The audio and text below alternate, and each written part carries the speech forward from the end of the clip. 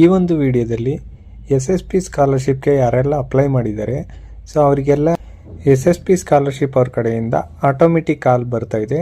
So ಆ ಕಾಲ್ ಏನಂತ ಬರ್ತಾ ಇದೆ, ಅದೇ ಥರ ಈ ಥರ ಕಾಲ್ ಬಂದಿದ್ರೆ ಏನು ಮಾಡಬೇಕು ಮತ್ತು ಆ ಕಾಲ್ ಬಂದವ್ರಿಗೆಲ್ಲ ಸ್ಕಾಲರ್ಶಿಪ್ ಬರುತ್ತಾ ಇಲ್ವಾ ಅಂತ ಈ ಒಂದು ವಿಡಿಯೋದಲ್ಲಿ ತಿಳಿಸ್ಕೊಡ್ತೀನಿ. ಬನ್ನಿ ವಿಡಿಯೋನ ಸ್ಟಾರ್ಟ್ ಮಾಡೋಣ.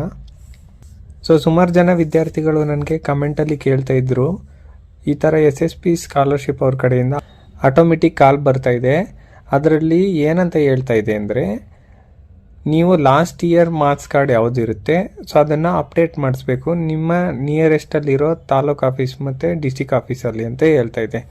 ಸೊ ಇದು ಯಾರೆಲ್ಲ ಮಾಡಿಸ್ಬೇಕಪ್ಪ ಅಂದರೆ, ನೀವು ಅಪ್ಲಿಕೇಶನ್ ಹಾಕಬೇಕಾದ್ರೆ ನಿಮಗೆ ಮಾರ್ಕ್ಸ್ ಕಾರ್ಡ್ದು ಡೀಟೇಲ್ಸ್ನ ಕೇಳಿರುತ್ತೆ.